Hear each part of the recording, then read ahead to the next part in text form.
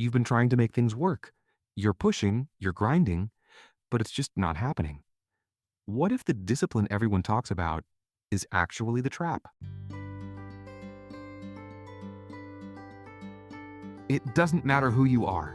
It doesn't matter where you are in your life or what you're trying to do. You clicked on this video because you've been trying. You've been pushing and planning and putting in the effort to make things work. But it just doesn't happen. And you're left feeling frustrated, maybe a little burnt out. You look around and you wonder, why does it seem so easy for other people? If this is you right now, I get it. I have been there, staring at a to-do list that feels like climbing a mountain, while other people seem to be jogging happily up the path. And when you're stuck in that place, the world really only gives you one answer, doesn't it? It's the secret that every guru, every coach, every ultra-successful CEO seems to scream from the rooftops. You just need more discipline. That's the fix. You just have to want it more. You've got to wake up at 5 a.m. You have to take the ice bath. You have to do what you hate to do, but do it like you love it. You're told to just outwork everyone. The message is clear. You don't have to feel good about it. The feeling will pass. You just have to keep going. You, we are told, are greater than your feelings. But there's a big, huge problem with that. Our brains, they're just not built for that. They're wired, from the very beginning, to go for the easiest option. This comes from our ancestors who weren't trying to build a side hustle. They were just trying to, well, survive. They went for whatever gave them the biggest reward, like, say, finding food with the least amount of effort, like not getting eaten by a tiger. To be disciplined in the way the world describes it, we have to actively go against this ancient programming. We have to fight our own instincts every single day and choose the hard way. And honestly, that's exhausting. That's the trap. We are told that the path to success is a constant uphill battle against our own nature. And when we fail, when we hit the snooze button or skip the gym or put off that big project, we don't think the advice was wrong. We think we were wrong. We think, I'm just not disciplined enough. I'm lazy. I don't have what it takes. I once came across a sales job that seemed perfect on paper. It checked all my boxes back then. I could do it in my free time, I could make more money, and I could work from anywhere. But I never stopped to ask if it was the right path for me. The answer came really, really quickly. Just the thought of cold calling a stranger was enough to make my heart pound. I told myself, this is just discipline. You have to push through the fear. Do what's necessary. But the reality was, I just felt worse. I saw other people who were great at it. They loved the competition. They loved connecting with strangers. For them, it was easy. For me, it was a huge, terrifying step. That's when I realized we feel down and unmotivated because we're forcing ourselves down paths that just don't fit us. We're putting in a ton of effort, a ton of discipline, just to get average results. But what if there were a different way? What if the secret to outworking everyone wasn't about working harder? What if it was about finding a way to get results with less effort, not despite it? What if instead of fighting our natural inclinations, we actually listen to them? So we're caught in this trap. We're fighting our own brains, trying to force ourselves down paths that feel like walking through wet cement. We're convinced the only answer is to just push harder. But what if, just for a second, we stopped pushing? What if we just listened? Because there is another way. There's a way to get those amazing results that lines up perfectly with your natural inclinations. And it all starts with a little quiet clue. It's that feeling when you're doing something and time just disappears. It's that task you do where afterward, you don't feel drained, you actually feel energized. It's that moment you look up from what you're doing and think, that was easy. That is the clue. We've been taught to be suspicious of easy. Easy means lazy. Easy means you're not trying hard enough. But what if easy is just your brain's way of telling you, hey, over here, this is what we're good at. Each one of us has these natural inclinations. They're the things we do, the ways we think that are just us. We can simply call it talent. And I know what you're thinking. Talent? I'm not a musical prodigy. I can't paint. I'm definitely not a pro athlete. But we've been thinking about talent all wrong. I once read a book that completely opened my mind to this. It showed me that talents aren't just these big, flashy, stage-worthy skills. Talent is a pattern. Are you instinctively curious? Do you find yourself falling down Wikipedia rabbit holes at 2 a.m. just to find out how something works? That's a talent. Are you naturally competitive? Do you feel a little jolt of energy when you turn something into a game? That's a talent. Are you deeply responsible? Do you get a genuine sense of calm and satisfaction from making a plan and seeing it through? That is a talent. These are the things you do without even thinking. And when we go with these talents, we don't have to struggle. It's just who we are. Now, picture this. What if you took that thing that comes naturally to you and you pointed it in a productive direction? That is the secret. That's the key to outworking everyone. Even better, sometimes the clues are hidden in things you think are your biggest flaws. Are you stubborn? Maybe people have told you your whole life that you need to be more flexible. But what if you find a job that requires persistence? A job where giving up is the worst possible thing you can do. Suddenly, your stubbornness isn't a flaw. It's the reason you're the only one who can solve the problem. Do you have anxiety? Do you find yourself always thinking, what if this goes wrong?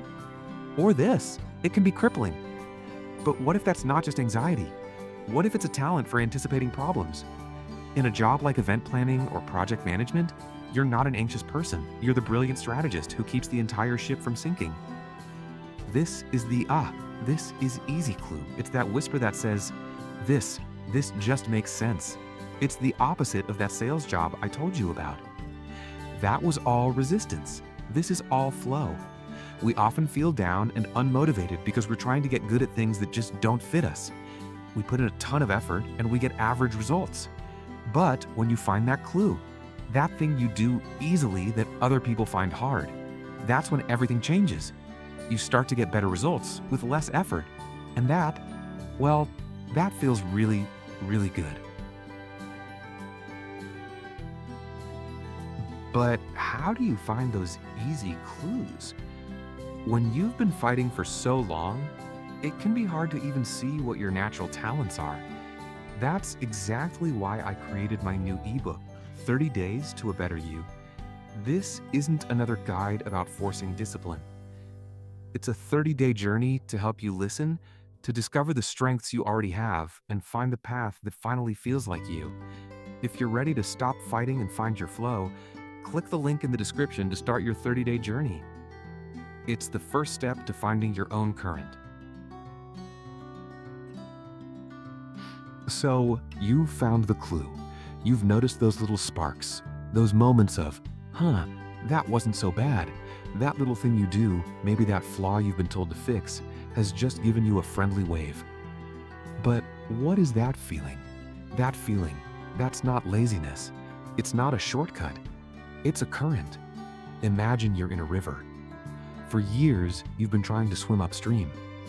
You've been told that the struggle is what builds character. You've been fighting the water, kicking as hard as you can, breathing heavily, just to move a few inches. That's the discipline trap. But this easy feeling, this talent, that's the moment you finally stop, turn around, and realize the river has been flowing in one direction the entire time. Finding your own current is that aha moment. It's the shift from, I'm just fighting myself to, oh, this is the way I'm supposed to go. And something amazing happens when you stop fighting the current and just use it. When you use your talent, that thing that comes naturally to you, you get better results. It's almost automatic.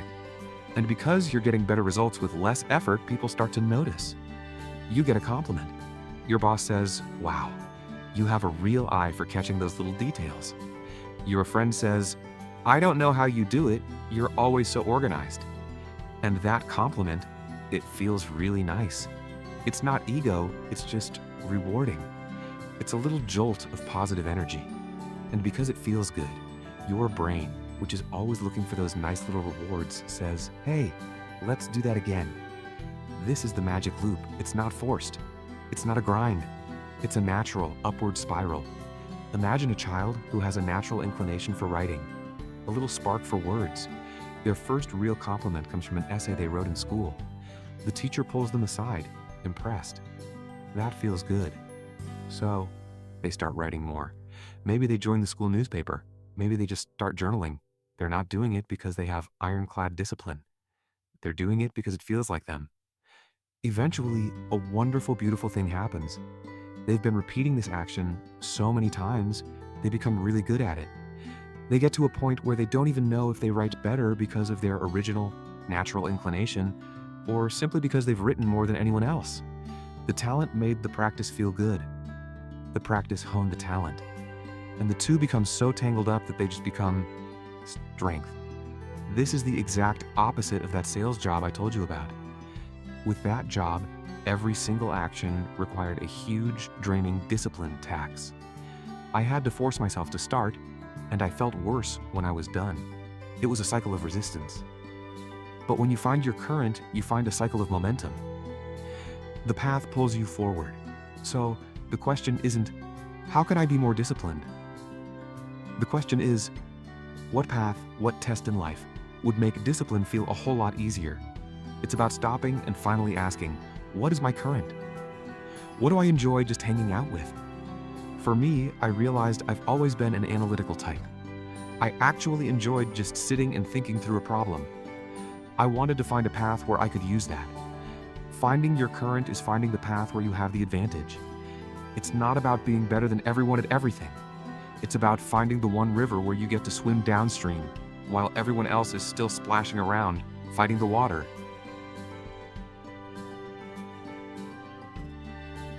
Okay, so you found it. You've stopped fighting, you've turned around, and you feel that current. You know the direction. You've identified that easy thing, that natural spark, that talent. Now what? A current is a powerful thing. But if you just float, you'll end up wherever the river decides to take you.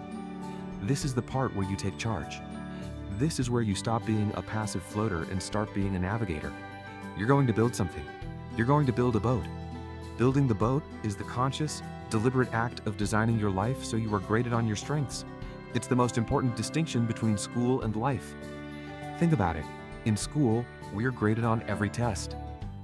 It doesn't matter if it's your weakest subject. You have to take the math test, the history test, the biology test. You're forced to spend most of your time trying to patch up your weaknesses just to get a passing grade. But in our lives, we get to choose which tests to take. We get to build the boat that is perfectly designed for the current we're in. Let's talk about discipline and hard work again, because this is where people get confused. Take someone like Muggsy Bogues. He was one of the shortest players in NBA history. He was unbelievably determined, a symbol of overcoming obstacles. He was fast, he was a great defender. But his height meant he always had to work harder than others just to make up for it. He chose a game where he was, by default, at a disadvantage. His discipline had to be immense just to stay in the game. I'm not saying discipline isn't important. Of course it is. Hard work and practice are key for getting great results. What I mean is that if you pick a path, if you build a boat that matches your natural strengths, discipline gets a whole lot easier. Discipline stops being a punishment, and it starts being practice. It's the difference between pushing a boulder uphill and sanding the hull of your sailboat. Both are work. Both require effort. But one is a soul-crushing fight against gravity. The other is a purposeful act of refinement. It's work that makes you faster.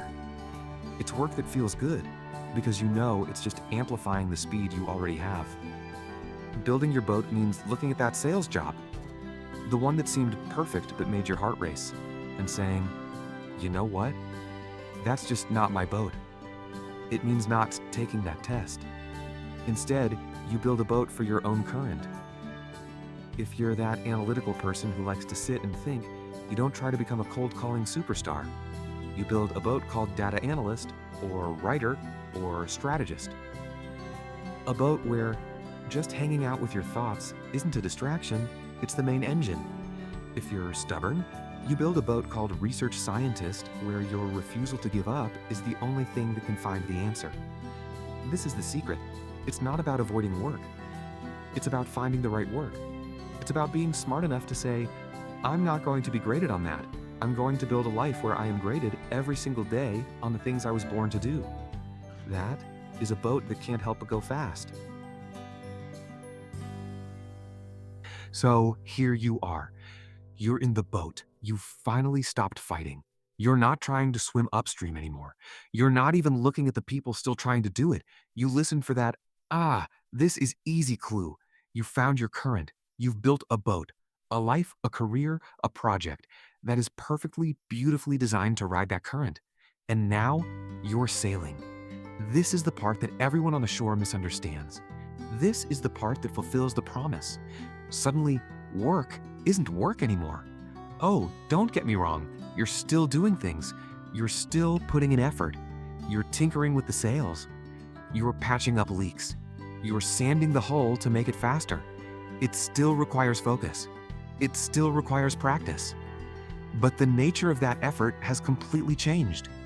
It's not the painful, draining, soul-crushing effort of resistance anymore. It's not the feeling of pushing a boulder up a hill, only to have it roll back down. It's the energizing, focusing, addictive effort of momentum.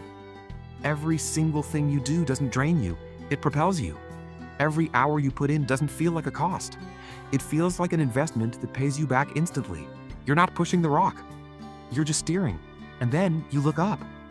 And you realize almost by accident, you're moving fast. You're sailing past everyone. And the people still back on the shore? The ones still stuck in the discipline trap, splashing in the shallows, wondering why they're so tired all the time. They look at you, and what do they see? They see someone gliding by with the wind at their back. They see what looks like effortless grace. They don't see the design. They don't see the brave choice you made to stop fighting. They don't see the work you did to build the boat. They'll say, wow, they're so talented. Or, wow, they're just lucky. They might even say, wow, look at their discipline. They never stop. And they'd be right about that last part. You don't stop, but not because you have an iron will. You don't stop because it feels too good to stop. You're in a state of flow. Why would you ever want to get out of the current? This is the real secret to outworking everyone. It's not about grinding more hours. It's about getting more out of every hour. It's about the alignment of your effort. When your effort is aligned with your natural talent, it has a multiplier effect. Your 1 hour of focused, joyful work is worth 10 hours of someone else's struggle. You're not playing their game anymore. You're not taking their tests. You've created your own game on your own terms. And in this game, you're the one who's built to win. The world will tell you that you need to be a warrior, that you have to fight your instincts and conquer your feelings every single day. But the true path, is not about being a warrior. It's about being a navigator. It's about having the wisdom to stop, to listen, and to find the river that flows with you. The true path to outshining the world is not found in the iron grip of discipline forced upon a reluctant soul. It is found in the profound, effortless grace of discovering what makes your spirit sing, and then having the courage to build your entire life around sailing it as fast and as far as you can.